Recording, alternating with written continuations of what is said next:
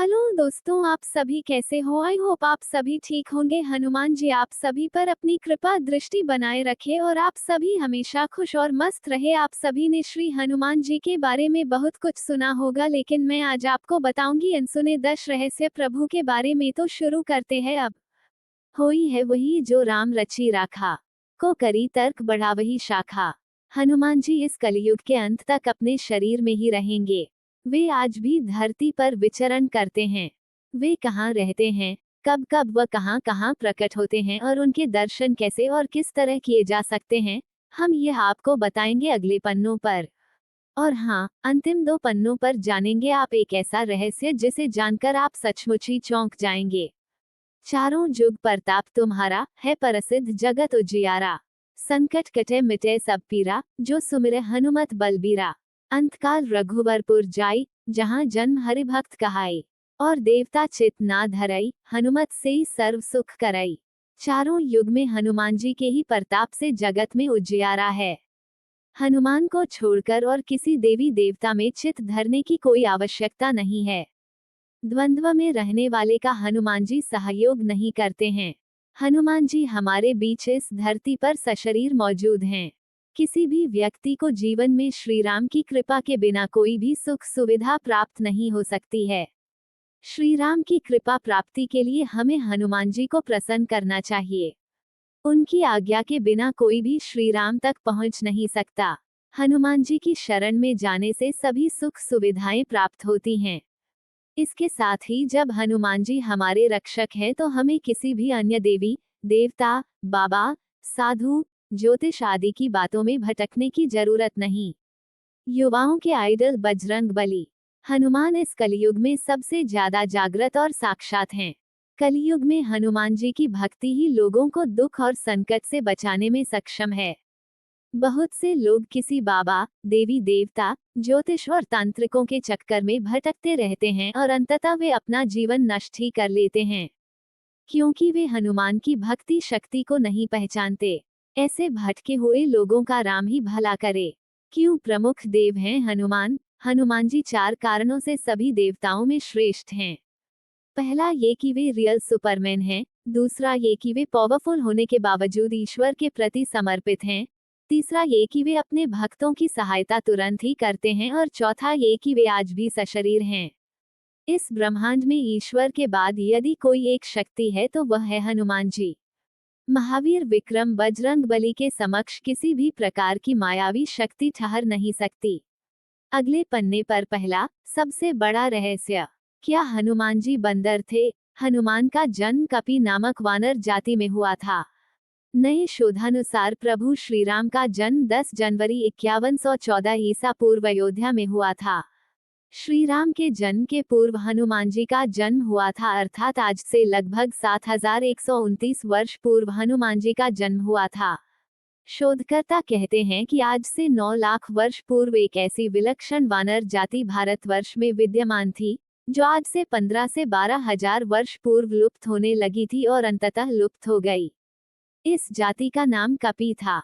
हनुमान जी के संबंध में ये प्रश्न प्रायः सर्वत्र उठता है कि क्या हनुमान जी बंदर थे? इसके लिए कुछ लोग रामायण आदि ग्रंथों में लिखे हनुमान जी और उनके सजातीय बांधव सुग्रीव अंगदादी के नाम के साथ वानर, कपि, शाखामृग, प्लवंगम आदि विशेषण पढ़कर उनके बंदर प्रजाति का होने का उदाहरण देते हैं। वे ये भी कहते हैं कि उनकी पुच्छ, लांगुल, बाल्धी और लाम से लंकादहन का प्रत्यक्ष चमत्कार इसका प्रमाण है। ये भी कि उनकी सभी जगह सपुच्छ प्रतिमाएं देखकर उनके पशु या बंदर जैसा होना सिद्ध होता है। रामायण में वाल्मीकि जी ने जहां उन्हें विशिष्ट पंडित, राजनीति में धुरंधर और वीर शिरोमणि प्रकट किया है, वहीं उनको लोमश और पुच्छधारी भी शतश प्रमाणों में व्यक्त किया है। दरअसल आज से 9 लाख वर्ष पूर्व मानवों की एक ऐसी जाति थी, जो मुख और पूंछ से वानर समान नजर आती थी, लेकिन उस जाति की बुद्धिमत्ता और शक्ति मानवों से कहीं ज्यादा थी। अब वो जाति भारत में तो दुर्भाग्यवश विनष्ट हो गई, परंतु बाली द्वीप में अब भी पुच्छधारी जंगली मनुष्यों का अस्तित्व विद्यमान है, जिनकी पूंछ प्रायः 6 इंच के लगभग अवशिष्ट रह गई है। ये सभी पुरातत्ववेत्ता अनुसंधायक एकमत से स्वीकार करते हैं कि पुराकालीन बहुत से प्राणियों की नस्ल अब सर्वथा समाप्त हो चुकी है। अगले पन्ने पर इससे भी बड़ा दूसरा रहस्य। पहला जन्म स्थान। हनुमान जी की माता का नाम अंजना है, जो अपने पूर्व जन्म में एक अप्सरा थीं। हनुमान जी के पिता का नाम केसरी है, जो वानर जाति के थे। माता पिता के कारण हनुमान जी को आंजनेय और केसरी नंदन कहा जाता है। केसरी जी को कपिराज कहा जाता था, क्योंकि वे वानरों की कपि नाम की जाति से थे। केसरी जी कपि क्षेत्र के राजा थे। कपिस्थल कुरु साम्राज्य का एक प्रमुख भाग था। हरियाणा का कैथल पहले करनाल जिले का भाग था। ये कैथल ही पहले कपिस्थल था। कुछ लोग मानते हैं कि यही हनुमान जी का जन्म स्थान है।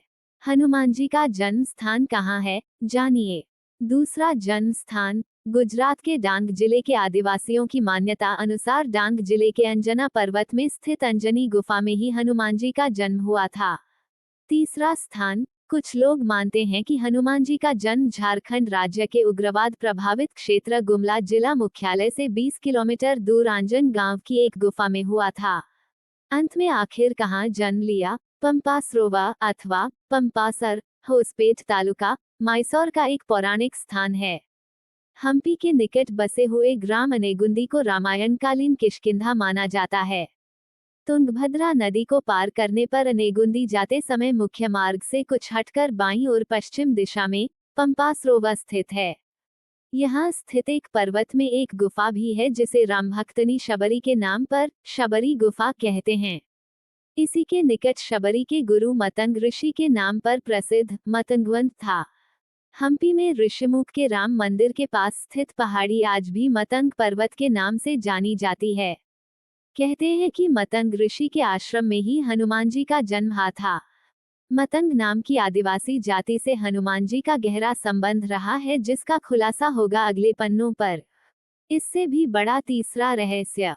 क्यों आज भी जीवित हैं हनुमान जी? हनुमान जी इस कलयुग के अंत तक अपने शरीर में ही रहेंगे। वे आज भी धरती पर विचरण करते हैं। हनुमान जी को धर्म की रक्षा के लिए अमरता का वरदान मिला था। इस वरदान के कारण आज भी हनुमान जी जीवित हैं और वे भगवान के भक्तों तथा धर्म की रक्षा में लगे हुए हैं। जब कल की रूप में भगवान विष्णु अवतार लेंगे, तब हनुमान, परशुराम, अश्वत्थामा, कृपाचार्य, विश्वामित्र, विभीषण और राजा बलि सार्वजनिक रूप से प्रकट हो जाएंगे। क्यों आज भी जीवित हैं हनुमान जी? कलयुग में श्री राम का नाम लेने वाले और हनुमान जी की भक्ति करने वाले ही सुरक्षित रह सकते हैं। हनुमान जी अपार बलशाली और वीर हैं और उनका कोई सानी नहीं है। धर्म की स्थापना और रक्षा का कार्य 4 लोगों के हाथों में है, दुर्गा, भैरव, हनुमान और कृष्ण।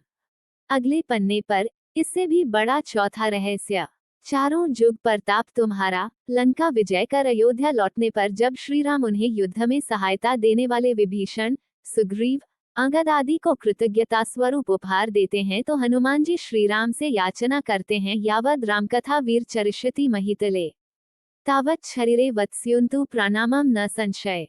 अर्थात, हे वीर श्री राम, इस पृथ्वी पर जब तक रामकथा प्रचलित रहे, तब तक निस्संदेह मेरे प्राण इस शरीर में बसे रहें। इस पर श्री राम उन्हें आशीर्वाद देते हैं, एवमेतत् कपिश्रेष्ठ भविता नात्र संशय। चरिष्यति कथा यावदेशा लोकये च मामिका तावत् ते भविता कीर्ति शरीरे प्यवस्तथा लोकाहि यावत् स्थास्यन्ति तावत् स्थास्यन्ति में कथा। अर्थात, हे कपिश्रेष्ठ, ऐसा ही होगा, इसमें संदेह नहीं है। संसार में मेरी कथा जब तक प्रचलित रहेगी, तब तक तुम्हारी कीर्ति अमिट रहेगी और तुम्हारे शरीर में प्राण भी रहेंगे ही। जब तक ये लोक बने रहेंगे, तब तक मेरी कथाएं भी स्थिर रहेंगी। चारों युग प्रताप तुम्हारा है, प्रसिद्ध जगत उजियारा। 1. त्रेतायुग में हनुमान। त्रेतायुग में तो पवन पुत्र हनुमान ने केसरीनंदन के रूप में जन्म लिया और वे राम के भक्त बनकर उनके साथ छाया की तरह रहे। वाल्मीकि रामायण में हनुमान जी के संपूर्ण चरित्र का उल्लेख मिलता है। 2. द्वापर में हनुमान। द्वापर युग में हनुमान जी भीम की परीक्षा लेते हैं। इसका बड़ा ही सुंदर प्रसंग है। महाभारत में प्रसंग है कि भीम उनकी पूंछ को मार्ग से हटाने के लिए कहते हैं, तो हनुमान जी कहते हैं कि तुम ही हटा लो, लेकिन भीम अपनी पूरी ताकत लगाकर भी उनकी पूंछ नहीं हटा पाते हैं। इस तरह एक बार हनुमान जी के माध्यम से श्री कृष्ण अपनी पत्नी सत्यभामा, सुदर्शन चक्र और गरुड़ की शक्ति के अभिमान का मान मर्दन करते हैं। हनुमान की मदद से कृष्ण ने तोड़ा इनका अभिमान। 3. कलयुग में हनुमान। यदि मनुष्य पूर्ण श्रद्धा और विश्वास से हनुमान जी का आश्रय ग्रहण कर लें, तो फिर तुलसीदास जी की भांति उसे भी हनुमान और राम दर्शन होने में देर नहीं लगेगी। कलयुग में हनुमान जी ने अपने भक्तों को उनके होने का आभास कराया है। ये वचन हनुमान जी ने ही तुलसीदास जी से कहे थे। चित्रकूट के घाट पे भई संतन के भीड़, तुलसीदास चंदन घिसे, तिलक देत रघुबीर। अगले पन्ने पर इससे भी बड़ा 5वां रहस्य। कहाँ रहते हैं हनुमान जी? हनुमान जी कलयुग में गंधमादन पर्वत पर निवास करते हैं, ऐसा श्रीमद् भागवत में वर्णन आता है। उल्लेखनीय है कि अपने अज्ञातवास के समय हिमवंत पार करके पांडव गंधमादन के पास पहुंचे थे। एक बार भीम सहस्रदल कमल लेने के लिए गंधमादन पर्वत के वन में पहुंच गए थे, जहां उन्होंने हनुमान को लेटे देखा और फिर हनुमान ने भीम का घमंड चूर कर दिया था।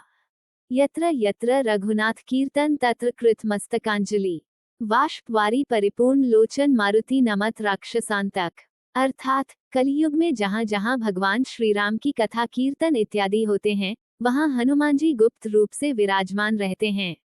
सीताजी के वचनों के अनुसार अजर अमर गुण निधि सुत हो, करहु बहुत रघुनायक छो। गंधमादन पर्वत क्षेत्र और वन। गंधमादन पर्वत का उल्लेख कई पौराणिक हिंदू धर्मग्रंथों में हुआ है।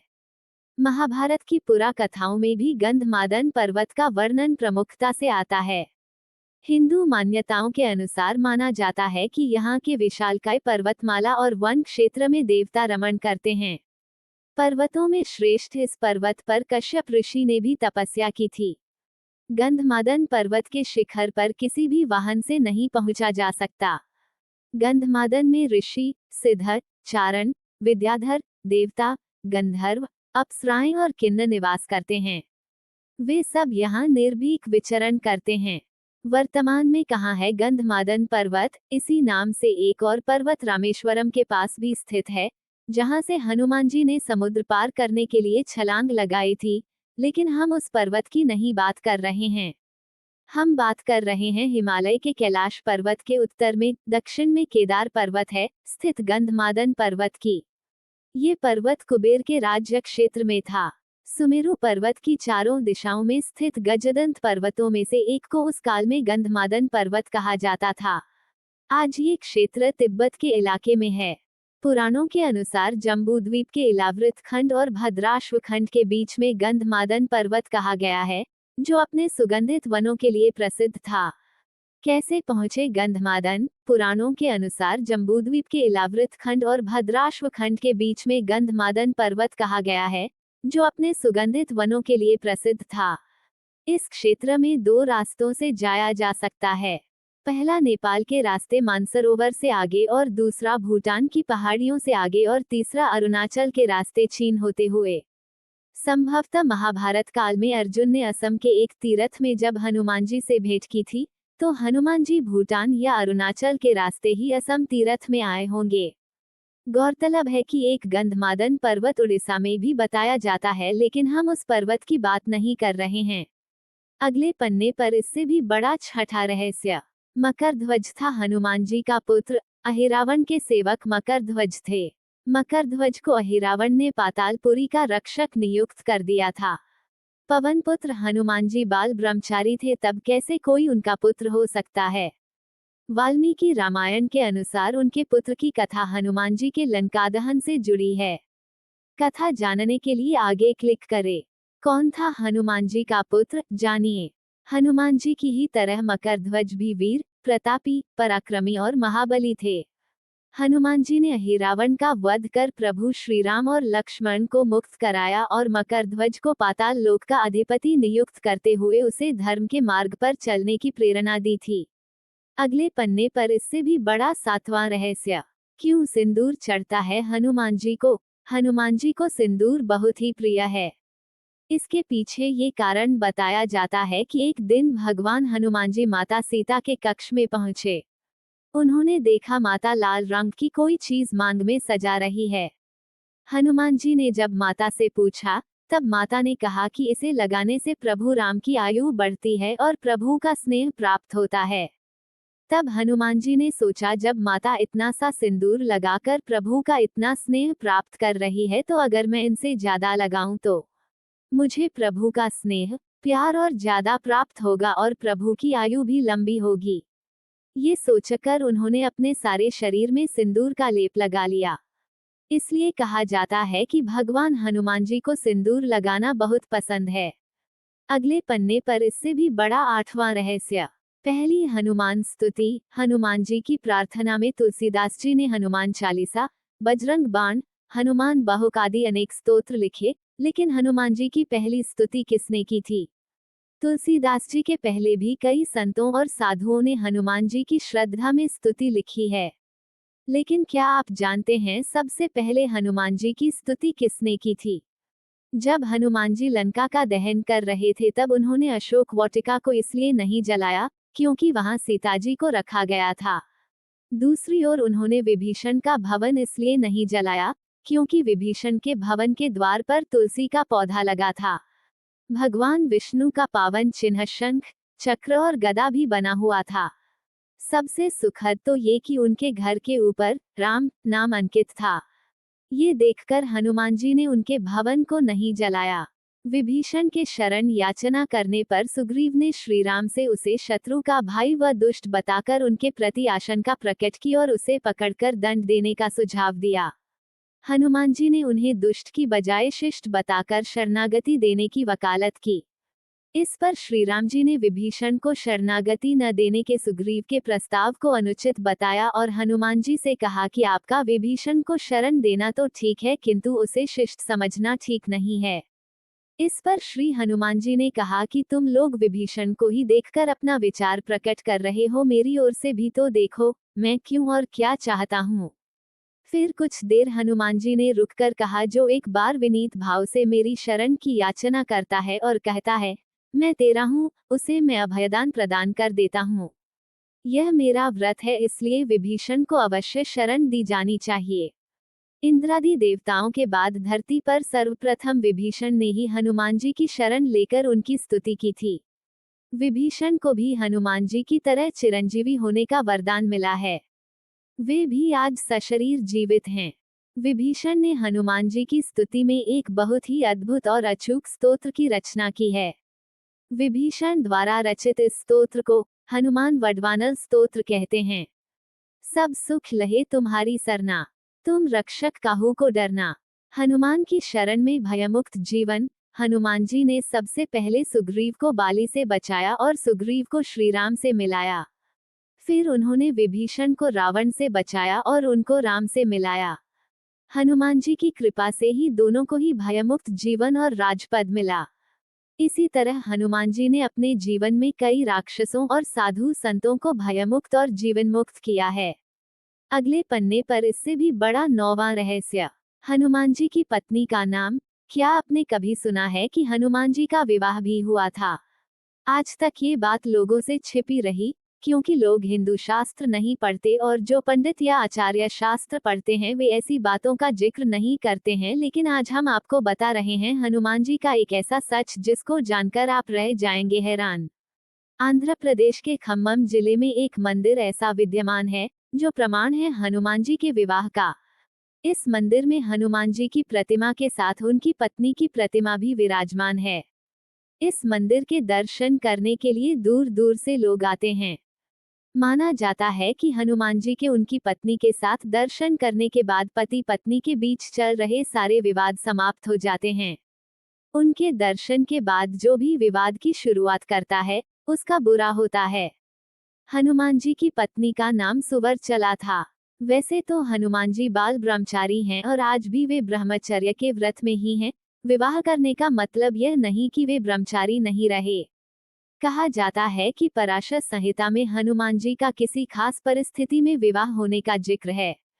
कुछ विशेष परिस्थितियों के कारण ही बजरंग बली को सुवर्चला के साथ विवाह बंधन में बंधना पड़ा। इस संबंध में एक कथा है कि हनुमान जी ने भगवान सूर्य को अपना गुरु बनाया था। हनुमान जी भगवान सूर्य से अपनी शिक्षा ग्रहण कर रहे थे। सूर्य कहीं रुक नहीं सकते थे, इसलिए हनुमान जी को सारा दिन भगवान सूर्य के रथ के साथ साथ उड़ना पड़ता था और भगवान सूर्य उन्हें तरह तरह की विद्याओं का ज्ञान देते। लेकिन हनुमान जी को ज्ञान देते समय सूर्य के सामने एक दिन धर्म संकट खड़ा हो गया। कुल 9 तरह की विद्याओं में से हनुमान जी को उनके गुरु ने 5 तरह की विद्याएं तो सिखा दी, लेकिन बची 4 तरह की विद्याएं और ज्ञान ऐसे थे जो केवल किसी विवाहित को ही सिखाए जा सकते थे। हनुमान जी पूरी शिक्षा लेने का प्रण कर चुके थे और इससे कम पर वे मानने को राजी नहीं थे। इधर भगवान सूर्य के सामने संकट था कि वे धर्म के अनुशासन के कारण किसी अविवाहित को कुछ विशेष विद्याएं नहीं सिखा सकते थे। ऐसी स्थिति में सूर्यदेव ने हनुमान जी को विवाह की सलाह दी। अपने प्रण को पूरा करने के लिए हनुमान जी ने विवाह करने की सोची, लेकिन हनुमान जी के लिए वधू कौन हो और कहां से वह मिलेगी, इसे लेकर सभी सोच में पड़ गए।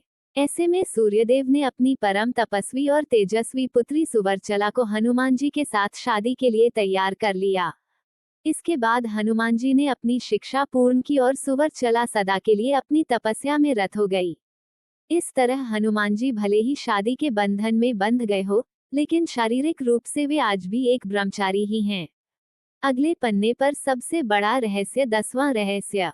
एक वेबसाइट का दावा है कि प्रत्येक 41 साल बाद हनुमान जी श्रीलंका के जंगलों में प्राचीन काल से रह रहे आदिवासियों से मिलने के लिए आते हैं। वेबसाइट के मुताबिक श्रीलंका के जंगलों में कुछ ऐसे कबीलाई लोगों का पता चला है जिनसे मिलने हनुमान जी आते हैं। इन कबीलाई लोगों पर अध्ययन करने वाले आध्यात्मिक संगठन सेतु के अनुसार पिछले साल ही हनुमान जी इन कबीलाई लोगों से मिलने आए थे। अब हनुमान जी 41 साल बाद आएंगे। इन कबीलाई या आदिवासी समूह के लोगों को मातंग नाम दिया गया है। उल्लेखनीय है कि कर्नाटक में पंपा सरोवर के पास मातंग ऋषि का आश्रम है, जहां हनुमान जी का जन्म हुआ था। वेबसाइट सेतु एशिया ने दावा किया है कि 27 मई 2014 को हनुमान जी श्रीलंका में मातंग के साथ थे। सेतु के अनुसार कबीले का इतिहास रामायण काल से जुड़ा है। कहा जाता है कि भगवान राम के स्वर्ग चले जाने के बाद हनुमान जी दक्षिण भारत के जंगलों में लौट आए थे और फिर समुद्र पार कर श्रीलंका के जंगलों में रहने लगे। जब तक पवनपुत्र हनुमान श्रीलंका के जंगलों में रहे, वहां के कबीलाई लोगों ने उनकी बहुत सेवा की। जब हनुमान जी वहां से जाने लगे तब उन्होंने वादा किया कि वे हर 41 साल बाद आकर वहां के कबीले की पीढ़ियों को ब्रह्मज्ञान देंगे। कबीले का मुखिया हनुमान जी के साथ की बातचीत को एक लॉग बुक में दर्ज कराता है। सेतु नामक संगठन इस लॉग बुक का अध्ययन कर उसका खुलासा करने का दावा करता है। तो दोस्तों, ये वीर हनुमान जी के 10 रहस्य थे जो हमने आज के वीडियो में बताए हैं। आई होप आप सभी को मेरा आज का वीडियो पसंद आया होगा। इसी तरह के वीडियो देखने के लिए बने रहिए मेरे चैनल पर। जिसने भी अभी तक मेरा चैनल सब्सक्राइब नहीं किया है तो अभी कर लीजिए। Thank you for watching.